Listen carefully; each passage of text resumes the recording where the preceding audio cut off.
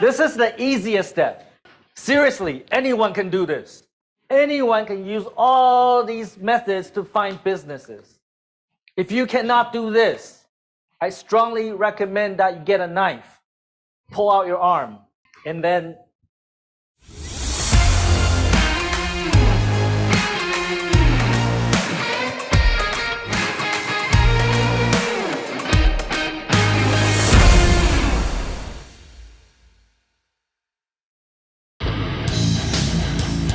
Hey Tom, it's the one and only Floyd Money Mayweather. First I want to say congratulations on your YouTube channel. Everybody needs to follow your YouTube channel. So what everyone needs to do is subscribe to Tom Pang. Great guy, great person. Tom, keep up the great work. we're now into month number 2, okay? Now you have a lot of opportunity to earn points. Step 1, write this down, all right? Step 1 is finding customers. If you want to be sales, you want to close deals, you have to be able to find customers. Let's say you're selling to businesses, okay? B2B. Where can you find businesses? In month number 2, point value is going up. Và trong tháng thứ 2 này giá trị điểm sẽ tăng lên. Internet, social network, I hear something online. E-commerce. Ecom, who said that? Hải Phòng. iPhone. 500 points. Rồi cho Hải Phòng 500 điểm. E-commerce platform, Lazada, Shopee, Tiki, Sendo. Where else? Còn cái nào nữa hả? hồ sơ công ty, hồ sơ công ty. Also Conti. Hồ sơ công ty. Mã số thuế. Mã số thuế. 500 points. A1. Rồi mã số thuế hồ sơ công ty 500 điểm cho team B1. Trang vàng. Xin lời giới thiệu ạ. Trending 200 points. E2. E2. All customer. Đà Nẵng Google ạ. Google search, Google Maps. Rồi Google tìm kiếm Google Maps. Points, A2. Referral B1. Logistics. Email.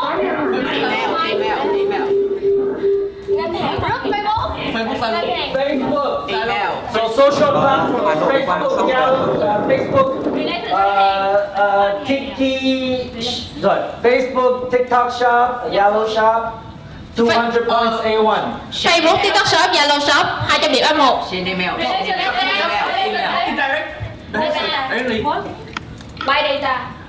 Buy data, 200 points A1. Mua data 200 điểm cho team A1. Còn đâu nữa? Relationship, mối quan hệ. Relationship. Relationship, did we say that already? Relationship, 200 points A1, right? A2. B2. Logistics. Did you get that right? Did you get that right? Gặp trực tiếp ạ. Gặp trực tiếp là E. Be direct. Go direct. Which team? Which team? I was fucking online. Ở So what did Darwin say? Hà Nội đi trực tiếp thị trường. B1, 200 points. Địa điểm trưng bày ngoài đường ạ. The pictures of the brand in Who outside. said that? Cần Thơ. Another 200 points. Rồi cho Cần Thơ 200 điểm rồi. So take pictures of businesses. Hà Nội đi trực tiếp thị trường. Hà Nội go Đà Nẵng chạy quảng cáo. Đà Nẵng chạy quảng cáo. Cần Thơ chạy quảng cáo. Hà Nội xây quảng cáo. Tổ chức sự kiện hội thảo. Cần Thơ Event workshop. event workshop. Hà Nội đi trực tiếp thị trường. Hội chợ. Tại đây chúng ta sẽ có những sự kiện và hội thảo có góp mặt những công ty và tập đoàn lớn. Dạ ơi, gõ cửa nhà khách hàng. I'll give you 200 points. Rồi 200 điểm cho team B3. Government. Yeah, they will interest. Hải Phòng quảng cáo trên các. iPhone. I'll give you 200 points, but no. And the reason why I say no is because we're sales, we're not marketers. Anything else? Triển lãm. Hà Nội đi trực tiếp thị trường. Go direct, we have already. Networking, A2. Cần Thơ say do the event. Networking, A2. 500 points. What else? Còn cách nào nữa? tổ chức hoạt động networking. Đà Nẵng chăm sóc đặt khách hàng cũ. Okay, stop. Anything else? Rồi còn cách Did nào we miss nữa? anything? chuỗi công ty ở trong ngành á, các công ty trong ngành hiệp hội á. Association, that's networking. Do we have exhibition? Not yet. Put exhibition. Anything else we missed? Cần Thơ tìm cộng tác viên. Ở Cần Thơ find affiliate. Okay, so let's go through this list. Lazada, Shopee, Tiki, Sendo. If the customer is selling something, they're probably a business, right? But the problem with Lazada and Shopee is that they don't give you the phone number or address. So they only give you the name of the store. So you need another source to find the information about the business. Hoso Kongti Maso Tue is my favorite. And majority of our customers come from Hoso Kongti Maso Tue. Ms. Fong, how can you estimate like how many percent of our customers come there? About 70%, khoảng là 70% khách của công ty sẽ đến từ trang hồ sơ công ty và mã số thuế nha mọi người. Okay. And so we'll talk about that later. Tranvang. Trang vàng. Everybody knows Tranvang, right? Ở đây ai cũng biết về trang vàng đúng không ạ? Yes. Tranvang.vn.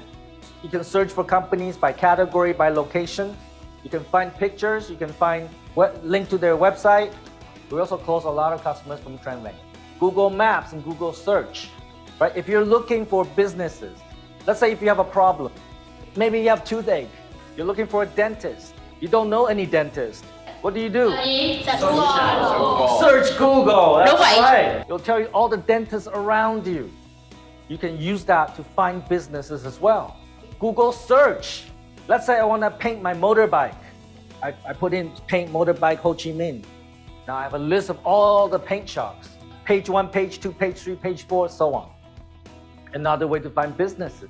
Facebook, TikTok Shop, and Yellow Shop. If they're selling on TikTok Shop, Yellow Shop, they are probably a business, although we don't know how big or small. Most businesses have Facebook fan pages. So that's another way to find businesses. Buy data. So what does that mean? So we buy data from telephone companies, from banks, and sometimes even from the custom office. Okay? And then it's a list, a database of businesses. Question: if we buy data, are these very potential customers? When you call these phone numbers, are we gonna close a lot of deals? Thì đó có phải là số điện thoại của những khách hàng tiềm năng hay không? Khi mình gọi cho các số đó thì mình có chốt được nhiều đơn hay không ạ? No. Okay, that's right. No. Why? Tại sao ạ? Bị gọi nhiều. Being called a lot. Being called a lot. 500 points for A1. Rồi 500 điểm cho team A1. Fast. Lộ dữ liệu. Review the company information. Okay. So the main reason is because if we can buy it, Tại vì lý do là nếu như mình mua được, if we can buy it, any other business can buy it. So these customers been called a lot. và những khách hàng này họ đã bị gọi rất nhiều lần rồi. Right? They've been called a lot, so they will say "Kongku yu kao" very fast. Họ đã nói là họ đã bị gọi rất nhiều lần, thế nên họ nói là không có nhu cầu rất là nhanh. Right? So those people in the list, "Kongku yu kao" very fast. Buy data is good, but expect the close rate to be low, maybe 1,000 to 1. That's 0.1%. The last time we look at the data in our company, the close rate from buying data is about 0.7%. 7 out of 1,000, very low. Relationships. So if you're experienced salespeople, you already know a lot of businesses, then that's great. Okay, you can go back to your relationships. But I can tell you, it's no one in the room here. No one here has 1,000 customers they already sold to. Because if you already sell to 1,000 customers in your previous company, you would not be here. So relationship is not reliable for you. Most of you have 5 friends. You'll run out of relationships very fast. So don't depend on relationships. Go direct. Go direct is very powerful. Not enough Vietnamese salespeople do this. I'm from Canada. When I was in Canada, when I sit in my office, every day there's salespeople knocking on my door. But in Vietnam, I sit in my office. In the last 5 years, only one salesperson come to knock on our door. Okay? Going direct is very powerful. Going direct means you go to an office building, or maybe you go to a street with a lot of stores, Or maybe you go to an industrial park and visit every factory, like I was selling pizza. Knock on door, and then can I see your boss? No, and then just go direct and meet them immediately. It's not easy. It takes a lot of balls to do Tại that. vì các bạn cần rất nhiều giái để làm được điều đó. I mean like it takes a lot of courage. Nghĩa là cần rất nhiều cái sự can đảm để làm điều đó. Girls have no balls. Còn nhưng mà sự can đảm nó không nghĩa là bạn có giấy nha. But it takes a lot of courage. And when we do direct, it's effective. Let me tell you some stories. So when we wanted to partner with J&T Express, we called their hotline. You know what receptions are like. Cannot connect with anybody. So our BD director went to the J&T Express office. No appointment. She just went there and she just sat down. I'm not leaving until I meet the person I want to meet. Tôi sẽ không rời đi cho đến khi tôi gặp được người mà tôi muốn gặp. Did it work? Nó có hiệu quả không? Yes. Có. Today we're working with J&T Vietnam, Malaysia, and Philippines. And we also partner with multiple universities, including IEH, EUH, University of Banking, HUTEC, and so on. And try to call the university. Impossible. They will never connect you, right? The receptionist, I don't know who to connect you with. So again, our BD director went to the university. Just sat there. All right, I'm not leaving until I meet the person I want to meet. That's how we partner with all those universities. Okay, so don't underestimate the power of going direct, but it's not easy. If you're new sales, maybe don't do it yet, because maybe they close the door on your face, and then you'll feel very discouraged. And then you quit. Remember the pizza story? 18 people quit first day. Các bạn có nhớ câu chuyện bán pizza của tôi 18 người nghỉ việc trong ngày đầu tiên ấy. So going direct means going to an office building, go to the top floor and go down each floor, knock on door on every business. Or go to industrial park, knock on door on every factory. What's this one? Okay, some of our salespeople do that. It works. So maybe they're driving to work, they see a business, they take a picture. Usually the sign has the name of the business, the phone number, the address. Sometimes our salespeople, when they go back to hometown, they ride motorbike back to hometown. They see a lot of factories on the way. Take pictures and then call them later. Okay. It's actually effective. A lot of those businesses are not in directory. And when you call them, they're surprised, like, how you got my number? Right? Networking. Networking means going to associations, going to business clubs. It could be BNI, BCCI, NCHEM, OSCHEM, CAMCHEM, women entrepreneurship clubs. There are many of them. Okay? And go there, network, meet people. When you do this, you need to present yourself quickly, efficiently.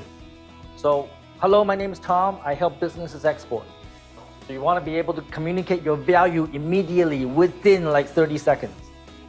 Right? So if you network with people and it takes you like 5 minutes to explain what you do, they get bored. And they stop listening after 30 seconds. Anybody have that experience? Ở đây các bạn đã từng trải qua kinh nghiệm đó chưa? So you gotta be able to communicate your value 30 seconds. Networking is very powerful.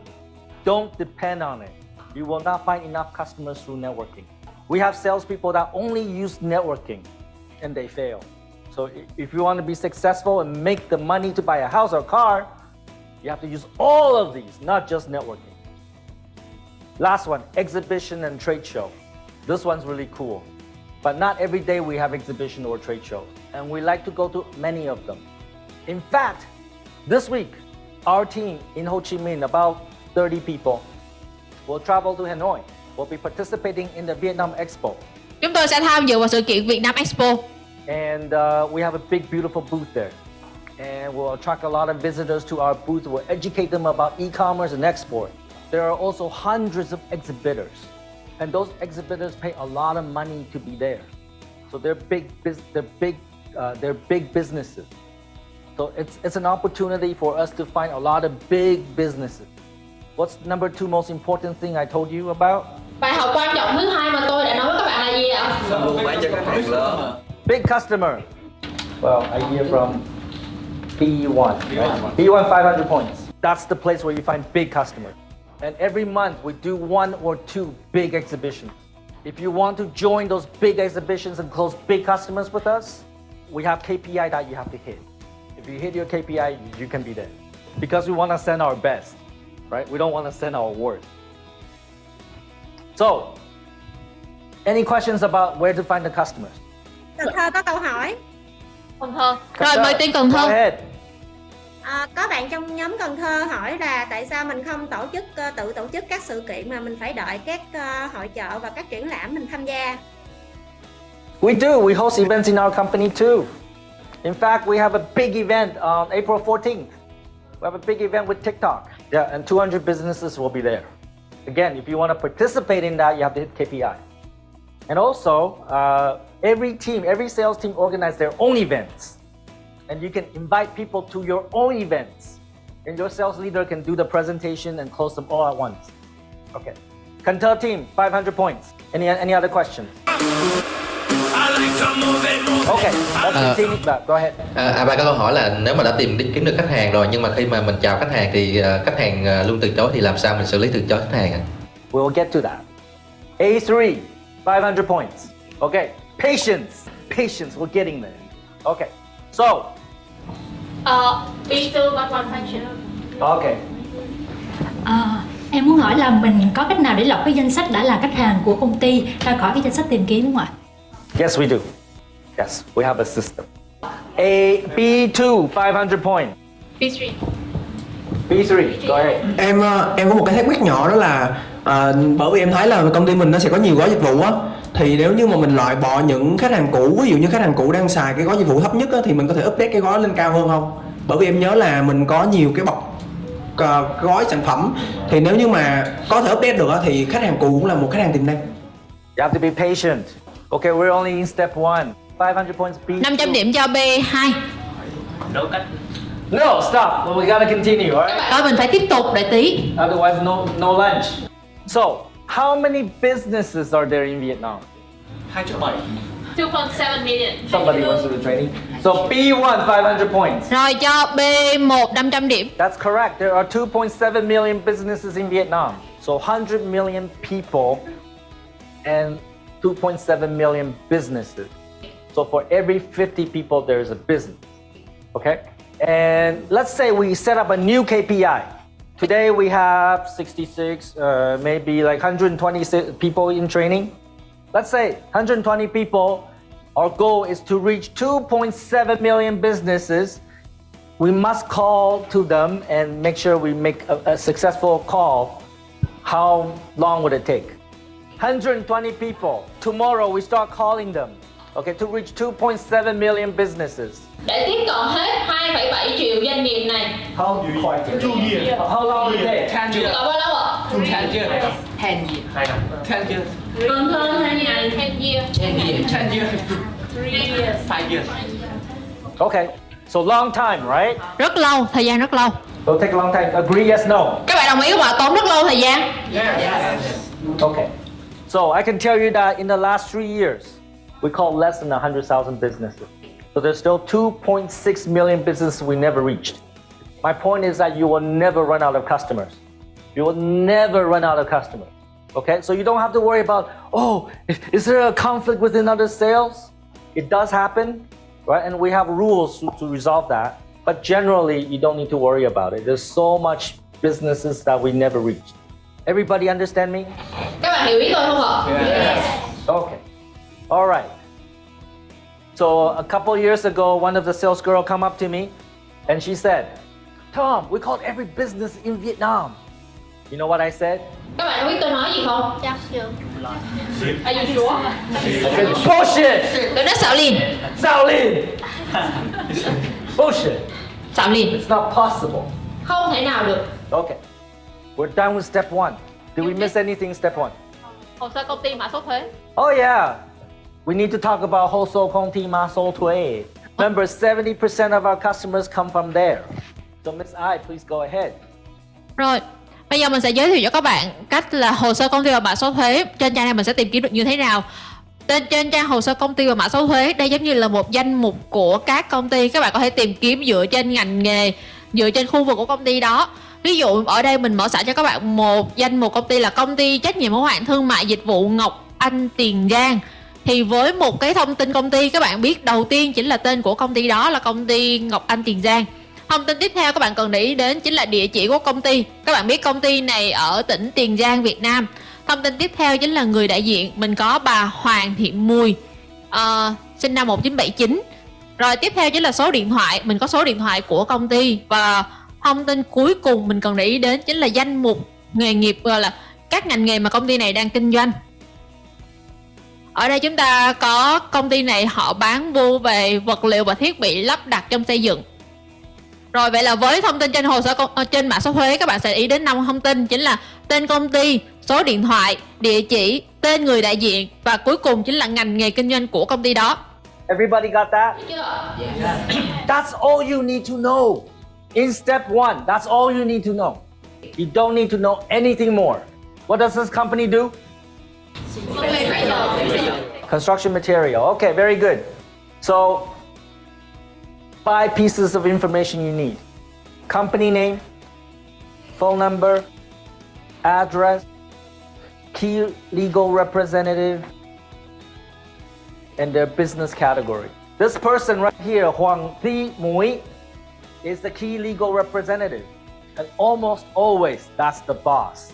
If you look at my companies, I'm the key legal representative. You know the name of the boss. That's all you need to know. Any questions? Đôi khi cái số điện thoại ở trên mã số thuế này thì thường là doanh nghiệp đó không sử dụng nữa, hoặc là nó không phải là hotline của doanh nghiệp đó. It does happen, but are we gonna cry over it? How many businesses are there in Vietnam? 2.7. So if it's a wrong number, what do you do? Call the next. Next. Okay. Được chưa? Okay. Cần Thơ có question. Cần Thơ question. A1 to 500 points. Rồi A1 500 điểm. Cần Thơ. Mời team Cần Thơ. Công ty đó không phải là cái người đứng tên trên đó là đứng tên thật sự, mà là người khác nữa. Nhờ người khác đứng tên giùm á. It does happen too. It's almost always right, but it's not always right. And what do we do? Và khi mà trường hợp đó mình làm gì? Next. Yes, we can next or. Đúng là mình có thể gọi cuộc tiếp theo hoặc là Check on the lawyer. Just ask. Okay, then who's the boss? You can ask. Okay. Cần Thơ 500 points. Rồi Cần Thơ 500 điểm. Really? Oh, this will never end. Go ahead. Em muốn hỏi là cái cách này nó sẽ khác gì so với việc là mình mua data, tại vì nó cũng là số điện thoại. Thì khi mình tìm được thông tin của công ty ở trên các trang như thế này thì công ty khác họ cũng sẽ tìm được, thì khách hàng cũng sẽ bị làm phiền thôi. Yes, but there's a huge difference. There's a huge difference. When you buy data, that data is available to many buyers, right? But not every salesperson is gonna call page 27 in Mã Số Thuế, right? And the data that you buy is going to be a subset of Mã Số Thuế. Okay, good. 500 points. B2, yes. 500 điểm cho team B2. Anybody else? Cô bạn nào có câu hỏi không ạ? A1. Để cho em hỏi là mình chỉ làm online thôi, ví dụ như là khách hàng ở Tiền Giang mà mình muốn gặp trực tiếp, hoặc là khách hàng muốn gặp trực tiếp mình đó, thì có nhân viên ở đó không ạ? Wait, you're ahead of us. But 500 points A1. Nhưng mà vẫn cho A1 500 điểm. Okay, that's enough. Okay, enough. Alright, so we're finished with step 1. And we are really behind. So I'm gonna skip our game. We'll play the game after we finish step 2. So everybody understand this, right? Yes. This is the easiest step. Seriously, anyone can do this. Anyone can use all these methods to find businesses. If you cannot do this, I strongly recommend that you get a knife. Pull out your arm. Xong rồi đưa cái tay mình ra. And then Okay. Alright, because this is really the easiest step in the 4-step process. Anyone can do this. Right? Yes. Anyone can find businesses, right? Okay. Now we're gonna go to step 2.